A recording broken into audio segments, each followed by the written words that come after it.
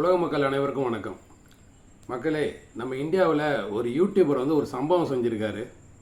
அது பிஜேபி அரசியலில் பெரும் ஒரு பதட்டத்தையும் ஒரு பெரிய ஒரு பரபரப்பையும் ஏற்படுத்தியிருக்கு.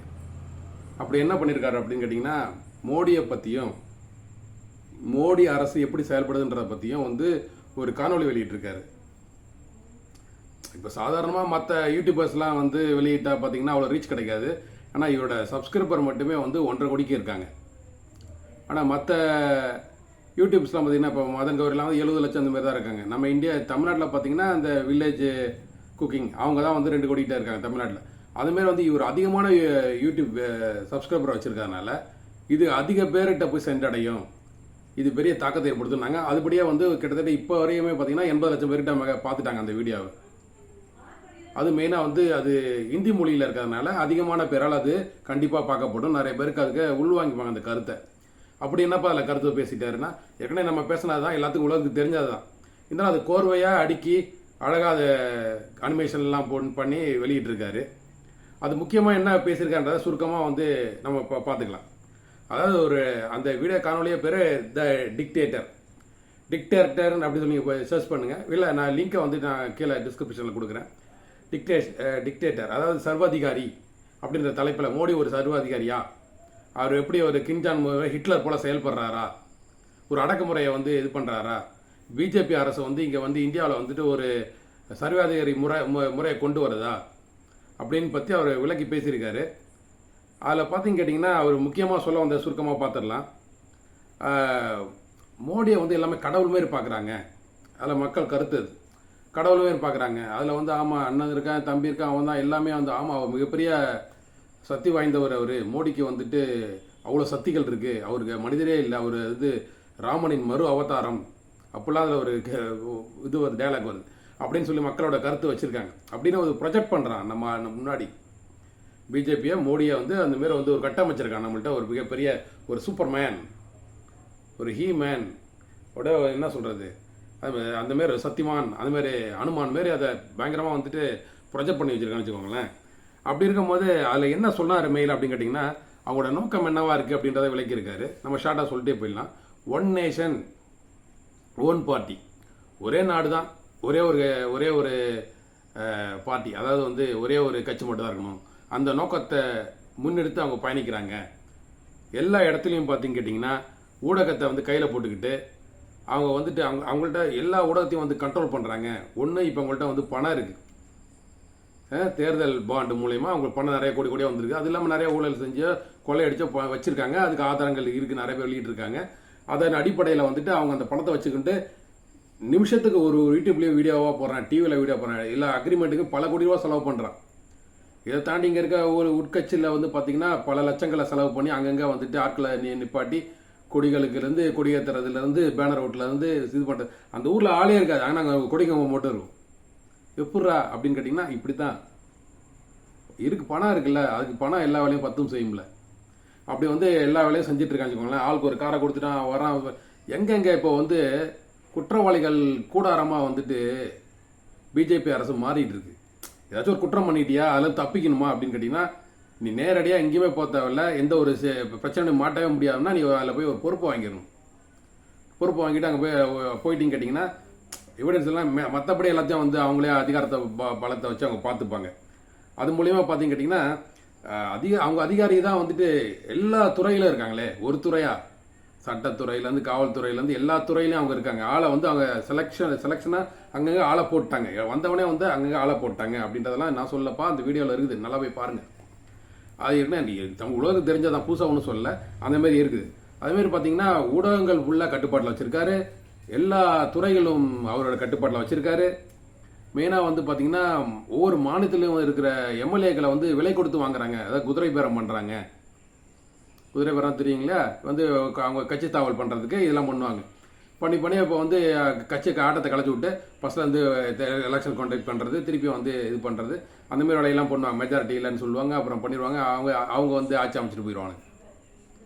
அந்தமாரி வேலை செய்வாங்க. பணத்துக்காக என்ன பண்ணுவாங்கன்னா மக்கள் வந்து ஓட்டு போட்டால் வாயை பழந்துட்டு பார்த்துட்டு இருப்பாங்க. என்னடா இவன் இந்த கட்சி தானே போட்டான், இவனோட பிஜேபி சேர்ந்துட்டானா, மக்கள் வந்து அதை வந்து அந்த ஓட்டை சட்டங்களில் ஓட்டை இருக்குது, அதை பயன்படுத்தி அந்த வேலையை பார்க்குறான்னு பாருங்களேன். அதுமாதிரி துறைகள் எல்லா துறையிலையும் வந்து அவங்க ஆளை போட்டு வச்சிருக்கான்றதை அவர் வெளிப்படையாக பேசியிருக்காரு. அப்புறம் வந்து விசாரணை ஆணையத்தை வந்து ஒரு ஆயுதமாக பயன்படுத்துகிறாரு. எந்த மாதிரி ஐடி ரைடு, இடி ரைடு, இந்த கிரைம், சிபிசிஐடி, அந்த மாதிரி எல்லா துறையில் இருக்க இதையும் வந்துட்டு ஒரு ஆயுதம். ஏன்னா அந்த தலைமை பொறுப்பில் வந்து இவங்க ஆட்களை நிரப்பி வச்சுருக்காங்க. யாரெல்லாம் எங்கெங்கே போடணுமோ எல்லாம் போட்டாங்க. ஏன்னா ஆட்சியை பிடிச்ச உடனே எங்கெங்கே போடணுமோ போட்டாங்க. அப்போ அங்கே குற்றங்கள் நடக்கும்போது ஒரு அவங்களுக்கு சார்பாக தான் எல்லா முடிவுகள் எடுக்கப்படுது. ஒரு தேர்தல் ஆணையமாக அந்த தேர்தல் அதிகாரியமாக அவங்க கட்டுப்பாட்டில் வச்சுருக்காங்க, அவங்க ஆளை போட்டு வச்சுக்கிறாங்க. அப்போ அவர் வந்து அவர் சொல்கிறபடி தான் கேட்குறாரு, வேறு வழி இல்லையே. அப்போது இவர் வந்து என்ன பார்த்தீங்கன்னா ஆக்டோபஸ் கரங்கள்னு சொல்லுவாங்க. அதாவது ஆக்டோபஸ்ன்ற மீன் இருக்குல்ல, 10 கை இருக்கும். அதுமாதிரி எல்லா இடத்துலையும் அவங்க கையை விட்டு வச்சுருக்காங்க. அப்படி இங்கே அப்படி விட்டு வச்சு எல்லாத்தையும் கண்ட்ரோல் பண்ணுறான். எல்லாத்தையும் வந்து எல்லா இடத்துலையும் கண்ட்ரோல் பண்ணுற மாதிரி ஒரு ரோபோட்டிக் மாரி எல்லா இடத்துலையும் வந்து கண்ட்ரோல் பண்ணுற மாரி இதை சொல்கிறாங்க. அதாவது ஆக்டோபஸ் கரங்களை வச்சு எல்லா இடத்துலையும் வந்துட்டு கண்ட்ரோல் பண்ணுறாரு. அவர் பண்ணுறாருல, அந்த பிஜேபி அரசாங்கம் செயல்படுது. பின்புலம் யாருன்னு உங்களுக்கு தெரியும்ல, அதான் இங்கே முடிகிற இடம் ஆர்எஸ்எஸ். ஆனால் அவங்களோட கொள்கைகள் எல்லாத்தையும் வந்து படிப்படியாக வந்து கொண்டு வர்றதில் இவங்களாம் முன்னிருந்து செயல்பட்டு இருக்காங்க. ஆயுதமாக பயன்படுத்துகிறாரு. எதிர்கட்சிகளை பிடிச்சி சிறையில் அடைக்கிறாரு. எதுக்கு அப்படின்னு கேட்டிங்கன்னா, எதிர்கட்சிகள் வந்துட்டு எவனுங்க ஓகே இல்லையா, எல்லாமே வந்து எல்லாம் வந்துட்டு கை சுத்தம் இல்லையே, எல்லாமே வந்து கொள்ளடிக்கணும், வந்து லஞ்சம் வாங்கணுமா இருக்கான் இல்லையா, அவனுக்கு எல்லாம் பணத்தை கொடுத்து அவனெல்லாம் ஒரு இதில் ட்ராப்பில் சிக்க வச்சு கொண்டு போய் என்ன பண்ணிடுறாரு, அதை காரணம் கட்டி படுற இதெல்லாம் பண்ணிருக்க, நீ இதெல்லாம் பண்ணியிருக்கேன்னு சொல்லிட்டு அதை எவிடன்ஸோட எடுத்து தூக்கி போட்டு லாக் பண்ணிடுறாரு. அதெல்லாம் எல்லாம் வந்துட்டு ஓட விட்டு பிடிக்கிறது, சும்மா துள்ளுற இடம் துள்ள விட்டு அப்படியே பிடிச்சி அப்படியே போட்டு எல்லாத்தையும் போட்டு லாக் பண்ணி வச்சுனா. இப்போ வேறு வழி இல்லாமல் எல்லாம் முழிச்சிட்டு இருக்கானுங்க திருடங்கள்லாம். யார் திருடங்கள்லாம் முழிச்சிட்டு இருக்காங்க, எல்லாத்தையும் போய் லாக் பண்ணி வச்சிட்டாரு. அதனால் அவங்க கட்சிகளை ஈஸியாக பரப்ப முடியுது, கொள்கைகளை கொண்டு போய் சேர்க்க முடியுது, திட்டங்களை கொண்டு ஒவ்வொரு மாநிலத்தையும் திணிக்க முடியுது. அது மத்திய அரசாங்கம் எதிர்த்து ஒருமே போராட முடியல. சரிங்களா, எல்லா கட்சிகளுக்கும் அந்த ஆப்பை வச்சிருக்காரு. அதனால் வந்து உங்களை அதுமாரி ரொம்ப பேசணும் அப்படிங்கன்னா இதுமாரி அந்த சிபுசுரன், இந்த ஜார்க்கண்ட் முன்னாள் முதலமைச்சர் இருக்காரு, அவர் அதுமாரி ஒவ்வொரு ஆளாக வந்து கைது பண்ணி சிறையில் அடைச்சிட்டு இருக்காங்க. ஆம் ஆத்மி பார்ட்டியோட முன்னாள் ஒரு முக்கிய எம்எல்ஏ அவர் இதுமாதிரி முக்கிய ஆளை வந்து கைது பண்ணி போட்டிருக்காரு. அந்த இதெல்லாம் அந்த காணொலியில் தொகுத்து சொல்லியிருக்காரு. அப்புறம் வந்து பார்த்தீங்கன்னா ஒவ்வொரு மாநிலத்திலையும் வந்து கவர்னர்னு ஒரு போட்டுருக்காங்க. நம்ம இப்போ தமிழ்நாட்டில் வந்துட்டு அவங்க பிஜேபியை வந்து வெற்றி பெற முடியல. அப்போ என்ன பண்ணுறது, அந்த இடத்துல வந்துட்டு நம்ம கவர்னர் ஆளுநர் நம்ம ஆளை போட்டுக்கிட்டு கவர்மெண்ட் நம்ம யார் ரவியை போட்டுக்கிட்டு நம்ம தொல்லை கொடுக்குறாரு பாருங்க ஸ்டாலினுக்கு. அந்தமாரி அங்கே பாண்டிச்சேரியில் வந்து முன்னாடி நம்ம தமிழிசை இருந்தாங்க, அப்புறம் வேறு போயிட்டான், இப்போ வேற ஒருத்தன் வந்திருக்கான், நம்ம பயங்கர தொல்லை கொடுக்குறாங்க பாருங்க. அதுமாதிரி கேரளாவில் அதுமாதிரி அவங்க ஆட்சிகள் எங்கெல்லாம் இல்லையோ அந்த இடத்துல ஒரு ஆளை போட்டுக்கிட்டு அவர் எப்படி தொல்லை கொடுக்குறாரு, அது மூலிமா வந்து அந்த மாநிலத்தை வந்து எப்படி வந்து ஒரு கட்சியை வளர்க்குறாங்க அப்படின்றத பற்றியும், அப்புறம் மத கலவரங்கள் மூலயமா இப்படி கட்சிகளெல்லாம் வந்துட்டு திட்டமிட்டு சண்டை மூட்டி விட்டு அதை வளர்க்குறாங்க அப்படின்றத பற்றியும், அப்புறம் மேலும் வந்து மாரி கோயில் இந்துத்துவா பேஸ் பண்ணி அந்த கோயிலில் நம்மளாம் இந்துன்ற பேரில் அதை சொல்லி அது ராமர் கோயிலை அப்படி இப்படி சொல்லி அப்படி எப்படி வளர்க்குறாரு அதை பற்றியும் வந்து நல்லா விரிவாக போட்டிருக்காரு. அப்புறம் நிவாரண உதவிகள் மெயினாக பார்த்தீங்கன்னா மாநிலத்தில் வந்துட்டு ஒரு வெள்ளம் ஏற்படுது, பூகம்பம் ஏற்படுது, வேறு இதுமாரி இயற்கை அசம்பாவிதம் ஏற்படுதுன்னு வச்சுக்கோங்களேன், சுனாமி இதுமாரி ஏற்பட்டா, எந்த ஒரு மழை வெள்ளம் ஏற்படுது, இதுமாரி புயல் காற்று ஏற்படுது, இதுமாரி எதுக்குமே வந்துட்டு ஒரு நிவாரண உதவிகள் அவங்க ஆடுற மாநிலத்துக்கு கொடுக்க மாட்டாங்க. அது ஒரு விஷயம். மெயினாக வந்து கொடுக்கறது இல்லை. எதிர் கட்சிகள் ஆளக்கூடிய மாநிலங்களில் அதை பணங்களை வந்து ஒதுக்கீடே செய்யறது இல்லை. வர வேண்டிய நிவாரண பொருட்கள், வேற அந்த மாநிலத்துக்கு போக வேண்டிய ரேஷன் பொருட்கள், அந்த மத்திய அரசால் வர வேண்டிய பணங்கள் எதுவுமே வந்து எதுவுமே வந்து எல்லாத்தையும் வந்து வர விடாமல் தடுக்கிறாரு திட்டமிட்டு. ₹1 எடுத்துகிட்டு போனால் வந்து 20 பைசா கொடுக்குறாங்க, 30 பைசா கொடுக்குறாங்க, மீதி 70 பைசா எடுத்துகிட்டு போய் அவங்க மற்ற மாநிலத்துக்கு உத்தரப்பிரதேசம் இந்த மாதிரி இடத்துல கொண்டு போய் அவங்க வந்து ₹3 செலவு பண்ணுறான்ற மாதிரி லிஸ்ட்டு டேட்டா வெளியிட்டிருக்காங்க. இப்படி போயிட்டுருக்கு. அது இல்லாமல் வந்து பார்த்தீங்கன்னா அதாவது அதான் பிஜேபியில் நீங்கள் ஒரு குற்றம் பண்ணிட்டீங்க பாருங்களேன், நீங்கள் வந்து பிஜேபியில் போய் சேர்ந்தீங்கன்னா புனிதராக மாறிடுவீங்க. அப்போது நீங்கள் வந்து ஒரு ஊழலில் ஈடுபட்டீங்க, உங்களை மேலே குற்றச்சாட்டு இருக்குது, எல்லாம் வந்து வழக்கெல்லாம் பதிவு பண்ணியாச்சு அப்படின்னா பிஜேபியில் போய் சேர்ந்துக்கிறேன், கட்சி தாவல் பண்ணிக்கிறேன்னு போய் தாவிட்டிங்கன்னா அங்கே போயிட்டே புனிதராகிடுவீங்க. உங்கள் கட்சி இதெல்லாம் வந்து எல்லாத்தையும் கேன்சல் பண்ணிடுவான், எல்லாத்தையும் எடுத்து மூட்டை கட்டி வச்சுருவான், உங்கள் மேலே எந்த ஒரு இதுவும் இல்லை அப்படின்னு அறிவிச்சிருவான். ரொம்ப நல்லவருங்க, இவருக்கு வாக்களிங்கன்னு சொல்லிட்டு ஓட்டு போட சொல்லுவாங்க. அந்தமாரி ஒரு இதை வந்து ஸ்ட்ராட்டஜியை ஃபாலோ பண்ணுறாங்க அப்படின்றத போட்டிருக்காரு. அப்புறம் வந்து விவசாயிகள் பிரச்சனைகள் வந்து போராட்டங்கள் பண்ணும்போது அதை வந்து ஒடுக்கிறது. எப்படி கொடுக்குறாங்க? இப்போ விவசாயிகள் இப்போ வந்துட்டு டெல்லியில் போராட்டம் பண்ணிட்டு இருக்காங்க இல்லையா, டிராக்டர் எடுத்து வந்து போராட்டம் பண்ணுறாங்களே. ஏற்கனவே விவசாய சட்டத்தை முன்னாடி கண்ட அதுமாரி கார்பரேட்டுக்கு சம்மந்தமாக துணை போகிற மாரி கார்பரேட் கம்பெனிகளை வந்து நான் ஊக்கப்படுத்துகிற மாரி வரிகள்லாம் சலுகைகள்லாம் கொடுத்து இவங்களுக்கு வந்து நசுக்கிற மாரியான கொள்கைகள்லாம் திட்டங்கள்லாம் விவசாய சட்டங்கள் கொண்டு வந்தாங்கல்ல. அதை எடுத்து முன்னாடியே போராடினாங்க விவசாயிகள். இப்பயும் போராடிட்டு இருக்காங்க. சரியான நியாய விலை வேண்டும் அப்படின்ற உற்பத்தி பொருட்களுக்கு நியாய விலை வேண்டும்னு சொல்லி கோரிக்கை வச்சு போராடிட்டு இருக்காங்களே. அவங்கள இந்த ட்ரோனில் போய் இந்த புகை குண்டை போடுறது, ரப்பர் குண்டுகளை துப்பாக்கி வச்சு சுடுறது, இனிமேல் பல அடக்குமுறைகள், இப்போ ரோட்டை போய் தடுக்கிறது, அவங்கள விவசாயிகளுக்கு என்னதான் நீ கொடுமையாக அமன குண்டியாக நீ போறானாலும் சரி, கோமணத்தோட போறான், மூத்திரத்தை குடிச்சாலும் சரி, உன்னை பார்க்கவே இருக்காம அதுமாரி இருக்கிறது. அந்தமாரி ஒரு ஸ்ட்ராட்டஜியை ஃபாலோ பண்ணுறாங்க அப்படின்றத பற்றி சொல்லியிருக்காரு மோடி. இதுமாரி எந்த ஒரு கவர்மெண்ட்டும் போய் நேரடியாக பார்த்து, அதாவது மீடியாக்களுக்கு நேரடியாக விவாதத்தில் கலந்துக்க மாட்டார். அதேமாரி ஒரு தனியாக அதுக்குன்னு ஒரு ஆளாக வச்சிருக்காரு. அவங்க மட்டும் பேசுவாங்க, அவங்களும் பேட்டியும் தர மாட்டாங்க. பத்திரிகையாளர் சந்திப்புன்றது அவர் வாழ்க்கையில் எங்கேயுமே கிடையாது. ஒன்று எப்பயுமே ஒன்று இருக்குது அப்படின்னு கேட்டிங்கன்னா, அவங்க ப்ரிப்பேர் முன்னாடியே எல்லாம் என்ன கேள்வி நீ கேட்க போகிற, இந்தந்த கேள்வி தான் கேட்கணும், இதெல்லாம் கேட்கக்கூடாதுன்றதை முன்னாடியே திட்டமிட்டு அப்படி பிரிண்ட் பண்ணி கொடுத்துருவாங்க. அதை மட்டும் தான் கேட்பாங்க, அதை மட்டும் பதில் சொல்லுவார்.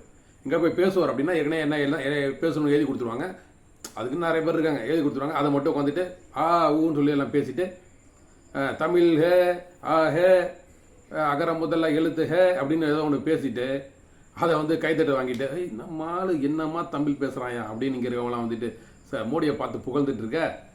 பின்னாடி இந்த மாரி எல்லாம் செய்வாங்க. அவர் என்னத்தை எழுதி கொடுக்குறாங்களோ அதை அப்படியே படிப்பார், அவ்வளோதான். அது ஒன்று தான் அவருக்கு தெரியுமே, அதுக்காக தான் வச்சுருக்காங்க அவர். ஆனால் அதை பார்த்துட்டு தமிழை என்னம்மா பேசுகிறாரு, எங்கே போனாலும் தமிழை பிச்சு உதறாரு.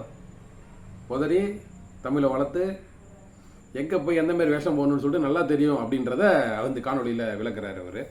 அப்புறம் அதுமாரி அதான் தேர்தல் பத்திரத்தை பற்றி நம்மளும் பேசியிருக்கோம். அந்த காணொலியை வெளியிட்டிருக்கோம் பாருங்கள். தேர்தல் பத்திரம், எலக்ட்ரல் பாண்டு, அது மூலயமா இந்தியாவில் இருக்க எல்லா கட்சிகளும் எப்படி ஊழல் பண்ணியிருக்காங்க, இது மிகப்பெரிய ஊழல். அதை பற்றி நான் காணொலி போட்டிருக்கேன். இது மற்றவங்களும் போட்டிருக்காங்க. அது ஊழல்ன்ற தலைப்பில் நான் மட்டும் தான் போட்டிருக்கேன். ஏன்னு கேட்டிங்கன்னா, மற்றவங்க எல்லாமே என்னது ஒரே கூட்டாளிங்கன்னு வச்சுக்கோங்களேன். எல்லாமே கூட்டு களவாணிங்க. எல்லா இந்தியாவில் இருக்க எல்லா காங்கிரஸாக இருக்கட்டும், திமுக, ஏடிஎம்கே, ஆம் ஆத்மி பார்ட்டி, கம்யூனிஸ்ட் கட்சி, மம்தாவோட கட்சி, சுப்புசரன் அவங்க கட்சி, எல்லா கட்சிகளும் என்ன பண்ணுறது, ஜெகன்மோகன் ரெட்டி அவங்க கட்சி எல்லாமே பார்த்தீங்கன்னு கேட்டிங்கன்னா, எல்லாமே தேர்தல் பாண்டுன்னு ஒன்று வச்சுக்கிட்டு ஊரை ஏமாற்றிட்டு கார்பரேட் கம்பெனிலேருந்து காசை வாங்கிக்கிட்டு கட்சி வளர்க்குறானுங்க. அப்போ அந்த கார்பரேட் கம்பெனி கட்சியை வாங்கிட்டு பணத்தை வாங்கிட்டு நீ ஹெலிகாப்டரில் ஏறி உட்காந்துக்கிட்டு நீ போய் எலெக்ஷனுக்கு ஓட்டு கேட்க போனீங்கன்னா அவன் சும்மா விடுவானா? அவனுக்கு ரெக்கமெண்டேஷன் பண்ணுவான், ஐயா நான் துறைமுகத்தை கட்டுறேன், இங்கே மலையை உடச்சி எடுத்துகிட்டு போகிறேன், ஒன்றும் கண்டுக்காமல் இருக்கணும், ஓகே அதுமாரி செயல்படுறேங்க ஐயா அப்படின்னு ஒத்துப்பான், அவ்வளோதான். அந்தமாரி அவன் கார்பரேட் கம்பெனி இங்கே வளர்கிறதுக்கான எல்லா வழிகளையும் முன்கூட்டியே தேர்தல் பாண்டு மூலியமாக பணத்தை அந்த கட்சிகளுக்கு கொடுக்கறதுன்றது ஒரு சட்டமாக இருந்தது. அதை நம்ம நீதிபதிகள் தடுத்துருக்காங்க. இத்தனை நாளாக ஏன் அந்த நீதிபதி தடுக்கலைன்ற சந்தேகம் நம்மளுக்கு இருக்குது. இப்போ தான் அந்த நீதிபதி தடுத்துருக்காங்க. அப்புறம் இந்த மணிப்பூர் பிரச்சனை, மணிப்பூரில் இந்த குற்றங்கள் நடந்துச்சு, அந்த மாரிலாம் பண்ணாங்க, வேணு இது பண்ணாங்க, அதை பற்றிலாம் அந்த காணொலியில் போட்டிருக்காரு. அந்த ஆடைகள் இன்றி அந்த மகளிர்லாம் கொடுமைப்படுத்தப்பட்டாங்க, அந்த அரசாங்க வீணனே அந்த கோர்ட்டு அந்த மெயினாக கேளுங்க. அந்த மணிப்பூரில் நடந்த குற்றத்துக்கு முக்கிய காரணமே தரையில் வாழ்கிற மக்களும் மலையில் வாழ்கிற மக்களும் ஒன்றுன்னு சொல்லிட்டு அந்த கோர்ட்டு அறிவித்த தீர்ப்பு தான். தரையில் வாழ்கிற மக்கள் கீழ் பகுதியில் டவுனில் வாழ்கிறாங்க, மலையில் வாழ்கிறவங்க காட்டுவாசிங்க, மலைவாழ் மக்கள், மலையில் வாழ்கிற மக்கள், அவங்களும் இவங்களும் ஒன்று. இவங்களுக்கு அந்த சர்டிஃபிகேட் கிடச்சிதுன்னா, அதாவது எஸ்டி சர்டிஃபிகேட் இவங்களுக்கும் கீழே கொடுத்தீங்கன்னா சர்டிஃபிகேட் வச்சுட்டு இவங்க வேலை வாய்ப்பில் முன்னேற்றம் அடையலாம்னு சொல்லிட்டு அவங்க நோக்கத்தில் அவங்க கோரிக்கை வச்சாங்க. பிஜேபி அரசாங்கத்தில் நாங்கள் நிறைவேற்றி தரோன்னு சொல்லிட்டு அந்த பிஜேபி கவர்மெண்ட் சொன்னிச்சு. அது நீதிபதிகளை வச்சு நிறைவேற்ற விட்டுச்சு. அப்போ அதே நீதிபதி எங்களுக்கு அந்த ரைட்ஸ் இல்லை, நாங்கள் இதை அந்த வழக்கை வாபஸ் வாங்குகிறோம், நாங்கள் கொடுத்த தீர்ப்பை ரிவர்க் பண்ணுறோம், நாங்கள் திருப்பி எடுத்துக்கிறோம் அப்படின்னு சொல்லிட்டு தீர்ப்பை காலி பண்ணிட்டான். இப்போ அந்த மக்களுக்கு அந்த மணிப்பூரில் பாருங்கள், மண்ணள்ளி தலையில் போட்டுக்கிற பிஜேபி என்ன பண்ணிட்டான், அவங்க ஏற்கனவே இந்த சட்டத்தை கொண்டு வந்ததுனால பிஜேபிக்கு அவன் ஓட்டு போட மாட்டான். யார்? மலைவாழ் மக்கள் போட மாட்டாங்க, யாரும் மலையில் வாழ்கிற மக்கள் போட மாட்டாங்க. அப்போ தரையில் வாழ்கிற மக்கள் ஏன் போட மாட்டான், அவனும் போட மாட்டான் அப்படின்னா, அவன் எனக்கு சார்பாக இந்த அதாவது என்னையும் எஸ்டியில் சேர்த்து அறிவிச்சிருந்த அந்த நீதிமன்றத்தோட தீர்ப்பையே கவர்மெண்ட் ரிவோக் பண்ணி வச்சிருச்சு அப்போ அதுக்கு முக்கிய காரணம் வந்து மோடி கவர்மெண்ட் தான். ஏன்னா ஓட்டு வாங்குறதுக்காக, அந்த நல்ல பேர் இருக்கிறதுக்காக அந்த திட்டத்தை வந்துட்டு, ஏன்னா ஓட்டு வாங்கணும், இப்போ எலெக்ஷன் நடக்க போது ஓட்டு வாங்கணும் அப்படின்னா அது ஓட்டுக்காக என்ன பண்ணிடுச்சு, சட்டத்தை வந்து எல்லாம் போட்ட தப்பாக போச்சு, பெரிய பிரச்சனை ஆயிடுச்சு, நீ அந்த இதை வந்துட்டு ரிவோக் பண்ணிடு, நீ வந்து திரும்ப பெற்றுன்னு சொன்ன உடனே அந்த நீதிபதிகளும் அந்த சட்டத்தை திரும்ப பெற்றுட்டாங்க. திரும்ப போட்டதுனால இப்போ வந்து இவங்களும் கடுப்பாயிட்டாங்க. மேலே இருக்கணும் கடுப்பாயிட்டான், தரையில் இருக்கணும் கடுப்பாயிட்டான், 2 பேருமே சேர்ந்து ஓட்டு போட மாட்டாங்க, அந்த நிலைமைக்கு தள்ளப்பட்டான்னு வச்சுக்கோங்களேன். அதான் அடுத்து இன்னும் அந்த காலையில் முக்கியமாக சொல்ல வந்தது பார்த்தீங்கன்னா, அந்த சண்டிகர் மேயர் எலெக்ஷனில் அவங்க வந்து வீரனே சீட்டை அந்த தேர்தல் அதிகாரி கையில் போட்டுக்கிட்டு, இந்தமாரி அதிகாரி போட்டுட்டு இவிஎம் மிஷின்ஸ்லாம் கையில் வச்சுக்கிட்டு அவங்க அதாவது ஹேக் பண்ணி நிறைய மானிப்புலேட் பண்ணுறாங்க, அதை பற்றியும் அந்த இதில் நிறைய பேசியிருக்காரு. அது முக்கியமாக வந்து பார்த்தீங்கன்னா சண்டிகர் எலெக்ஷனில் வந்துட்டு திட்டமிட்டு எப்படி செயல்பட்டாங்க, சிசிடிவி மட்டும் இல்லைன்னா என்ன ஆயிருக்கும், இவங்க வந்து எல்லாத்தையுமே காசு கொடுத்து வாங்கிடுவாங்க, தேர்தல் அதிகாரிலேருந்து எல்லாத்தையுமே கண்ட்ரோலில் வச்சுருக்காங்கன்றதெல்லாம் வெளிப்படையாக வந்து தெரிஞ்சதுனால, இதெல்லாம் பற்றி அவர் பேசியிருக்கனால, இது வந்துட்டு 1.5 கோடி மக்கள் சப்ஸ்கிரைப் பண்ணி வச்சிருக்க அந்த யூடியூப் சேனலை பார்க்கறதுனால அதில் இருக்க வந்துட்டு பாதி பேர் 1 கோடி பேர் பார்க்குறான்னு வச்சுக்கோ, அதில் 50 லட்சம் பேர் பார்க்குறான். 50 லட்சம் பேரில் வந்துட்டு ஆமாங்க இவங்க சொல்கிறது சரியாக இருக்குது, அது அவங்க தாய்மொழியில் சொல்லிட்டான், ஹிந்தியில் தாய்மொழி இல்லை நாய்மொழி அந்த மொழியில் சொல்கிறான்னு வச்சுக்கோங்களேன். அதனால் வந்து அவன் எல்லாமே கொளுதிச்சு எழுவான்ல, அந்தமாரி ஒரு காணொலியை வெளியிட்டிருக்காரு. நீங்களும் அந்த காணொலியை பாருங்கள், நான் கீழே டிஸ்கிரிப்ஷனில் போடுறேன். நன்றி மக்களே, நன்றி.